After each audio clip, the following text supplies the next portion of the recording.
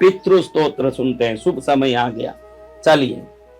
अर्चितानाम अमूर्तानाम पितॄणाम दीप्त तेजसाम नमस्यामि सदा तेषां ध्यानिनां दिव्य चक्षुषाम इंद्रादीनां च नेतारो दक्षमारीचयोस्तथा सप्तर्षीणां तथान्येषां तान् नमस्यामि कामदान् मन्वादीनां मुनीन्द्राणां सूर्यचन्द्रमसोस्तथा तान् नमस्याम्यहं सर्वान् पितॄनप्सद्वावपि नक्षत्राणां ग्रहाणां च वायव्यग्न्योर्नभस्तथा ध्यावा पृथ्व्योश्च तथा नमस्यामि कृताञ्जलि देवर्षीणां जनितृं च सर्वलोक नमस्कृतान् अक्षयस्य सदा धातॄन् नमस्येऽहं कृताञ्जलि प्रजापते कश्यपाय सोमाय वरुणाय च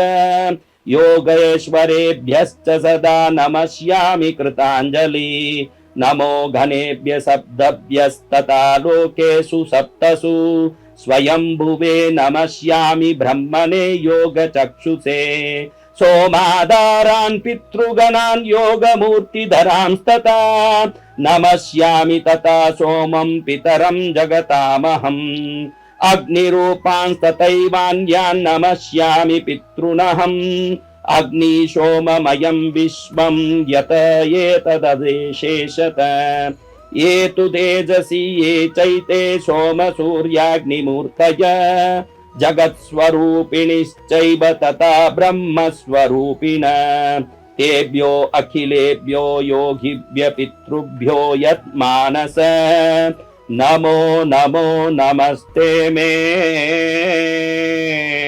प्रसीदन्तु स्वधाभुज। कितना सुंदर श्लोक।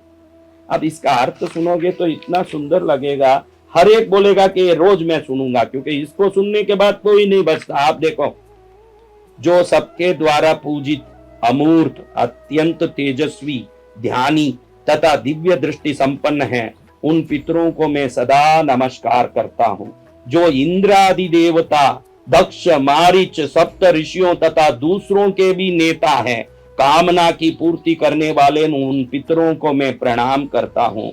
जो मनु आदि राज ऋषियों, मुनीश्वरों तथा सूर्य और चंद्रमा के भी नायक है, उन समस्त पितरों को मैं जल और समुद्र में भी नमस्कार करता हूं। जल और समुद्र में क्यों? मैंने कहा कि जल के रूप में ही पितृ निवास करते हैं। जल स्वरूप में इसलिए कहा, मनु आदि राज ऋषियों, मुनीश्वरों, सूर्य चंद्रमा के भी नायक है, उन समस्त पितरों को मैं जल और समुद्र में नमस्कार करता हूं, क्योंकि उसी में वो रहते हैं।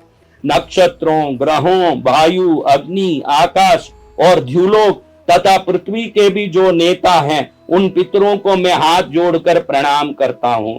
जो देवर्षियों के जन्मदाता, समस्त लोकों द्वारा वंदित तथा सदा अक्षय फल के दाता हैं, उन पितरों को मैं हाथ जोड़कर प्रणाम करता हूं।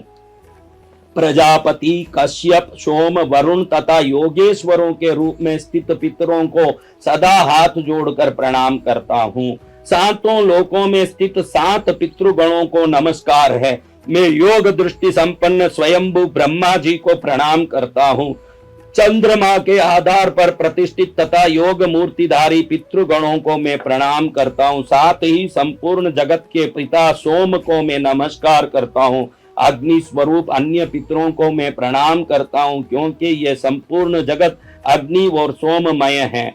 जो पितर तेज में स्थित है, जो ये चंद्रमा, सूर्य और अग्नि के रूप में दृष्टिगोचर होते हैं, तथा जो जगत स्वरूप एवं ब्रह्म स्वरूप है, उन संपूर्ण योगी पितरों को मैं एकाग्र चित्त होकर प्रणाम करता हूँ। सभी पितरों को बारंबार नमस्कार है। वे स्वदा भोजी पितर मुझ पर प्रसन्न हो। सदा भोजी यानी मैंने कहा पहले ही स्वदा स्तोत्र में कि ब्रह्मलोक में ब्रह्म देवता स्वदा देवी की स्तुति कर रहे थे। उस समय अचानक उनकी स्तुति से प्रसन्न होकर स्वदा देवी ब्रह्मलोक में ब्रह्मा के सामने प्रकट हुई, तो ब्रह्म देवता ने स्वदा देवी को पितरों को सुपुर्द करके कहा कि आज से जो आपके लिए जो भोज मिलेगा, जो यज्ञ होगा, उसमें स्वदा कहा जाएगा।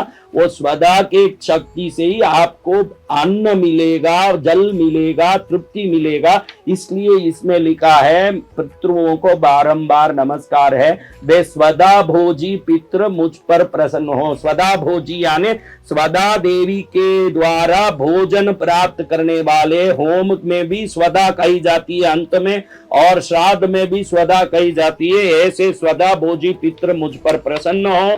हमारे घर में किसी भी जाने अनजाने में पितृदोष लगा हो, जिसमें शरीर में रोग के कारण घर के सदस्य कोई परेशान हो या खुद परेशान हो, कोई उधारी के कारण, धन की कोई आर्थिक समस्या के कारण परेशान हो, कमाया हुआ टिक नहीं रहा हो, या कमाया हुआ किसी गलत कामों में ही सदा खर्च होता हो, रोग में, हॉस्पिटल में, जेल में, कोर्ट में, पुलिस में, विभिन्न लपड़ों में खर्च हो रहा हो, तो ये सब पितृदोष का लक्षण है। पितृदोष 3 ही दोष हो सकता है, मैंने बताया।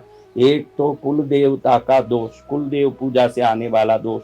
दूसरा दोष ग्रह दोष, आपके जन्म कुंडली में अब जो दशा चल रही है, वो दशा के हिसाब से पूर्व कर्मानुसार आने वाले दुख और संकट। और मुख्य है पितृदोष, क्योंकि ग्रह तो 9 है, कुल देवता तो 1 है। अब कितने पीढ़ी पहले किस पितृ का श्राप लगा और कब से ये चलता आ रहा है,